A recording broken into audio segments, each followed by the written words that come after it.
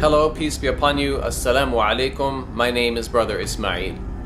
I've been a Muslim for 16 years, but in the past few years, I have been bothered by some reoccurring issues which have forced me to question my Islamic faith. And recently I have decided to finally leave Islam, and in this video I will explain why. Now, I don't think it's fair for Muslims to consider me as some kind of traitor or sellout, because over the years I've done my best to be faithful and loyal to Islam. I did not play games with Islam, and I took my Islamic faith very seriously. And whenever I found any Islamic teaching difficult, problematic, or controversial, I always did my best to research the issue for myself and for my fellow Muslims to resolve it. I certainly was not perfect, but I think very few people would question my sincerity to Allah, Muhammad, and to Islam. So I can assure you that I was committed to this religion called Islam. Now let me address the title of this video, the question, why I left Islam. The answer to this question is the Quran and Muhammad and their teachings on moral standards and conduct. You see, over the past few years, I have found that I am no longer able to defend the Quran and especially Muhammad's morals and conduct. In the past, I have done my best to defend Islam, and in particular to defend Muhammad from the claims and charges made against him. I tried my best to love Muhammad, and I can prove I stood up for him and defended him many times.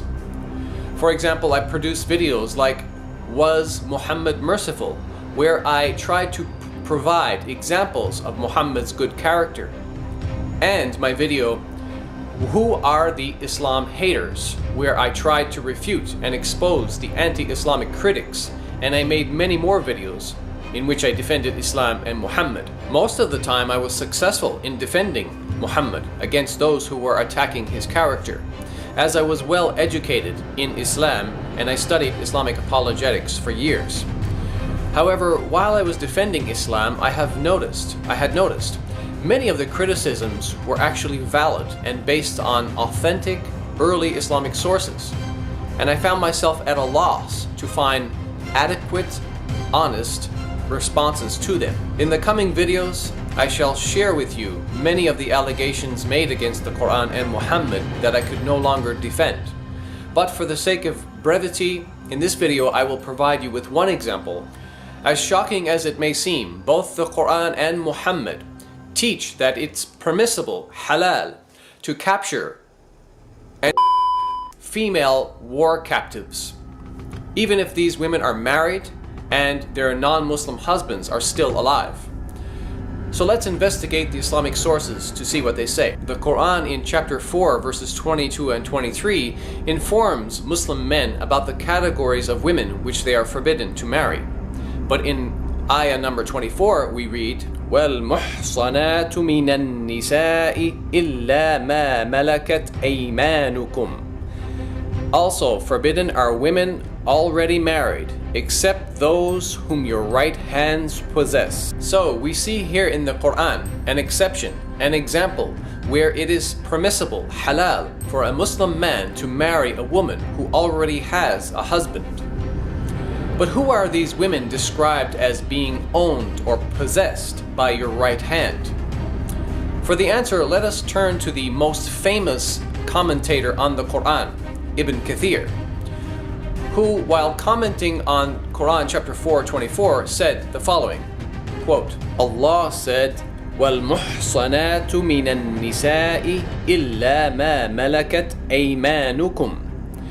Also forbidden are women already married except those whom your right hands possess. The ayah means you are prohibited from marrying women who are already married. إِلَّا مَا مَلَكَتْ أَيْمَانُكُمْ, except those whom your right hands possess, meaning except those whom you acquire through war, for you are allowed such women after making sure they are not pregnant. Imam Ahmad recorded that Abu Sa'id al-Khudri said, "We captured some women from the area of Awtas who were already married, and we disliked having sexual relations with them because they already had husbands. So we asked the Prophet about this matter, and this ayah was revealed. وَالْمُحْصَنَاتُ مِنَ النِّسَاءِ إِلَّا مَا مَلَكَتْ أَيْمَانُكُمْ. Also forbidden are women already married, except those whom your right hands possess.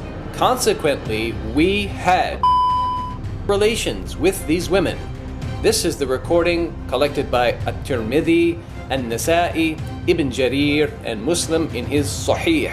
Now at this point, maybe you're in a state of shock. Maybe you're even saying to yourself, this is impossible.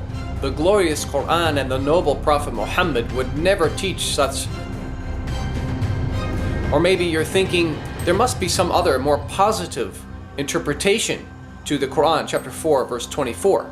Or maybe you're even trying to convince yourself that the great Islamic scholar and the most famous Quran commentator, Ibn Kathir, is completely wrong and he has no idea what he's talking about.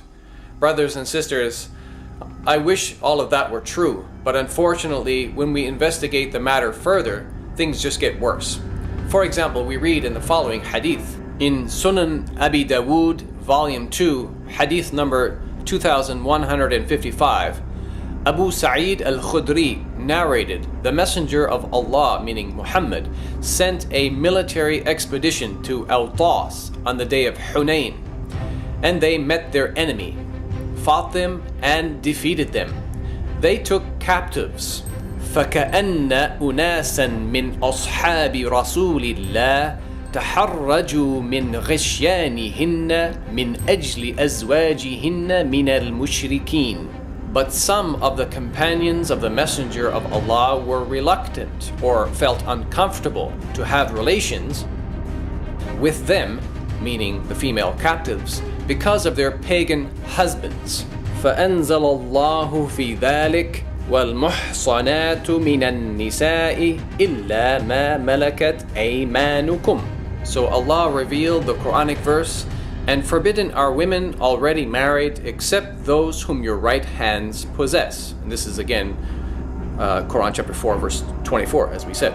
أي فهن لهم حلال إذا أنقضت عدتهن, meaning they are lawful or allowed for them when they complete their waiting period. And this hadith, my brothers and sisters, is sahih, or authentic. So this hadith informs us that the Muslim soldiers had a problem. They wanted to have with the female captives, but these women were already married and they had husbands who were still living. So Muhammad then claims to receive a revelation from Allah that instructs the Muslim men to wait for a period of time to ensure that the female captives are not pregnant, and then after that period, these Muslim men are allowed to go and have with these married women. Now ask yourself this question: how would you feel if your wife or any woman in your family was captured by some enemy soldiers, then forced to divorce her husband, then forced to marry one of those enemy soldiers, then forced to with that enemy soldier whom she obviously hated? And all of this happened while her husband was still alive. Do you think that your wife, your sister, your daughter, or your mother would agree to have these things forced upon her in humiliation? No sane person in his or her right mind could defend the Quran and Muhammad on this issue. This is nothing more than legalized of married women, and I cannot believe that this is from God. So therefore, I am rejecting the Quran and Muhammad on this issue. Now you have some idea why I left Islam.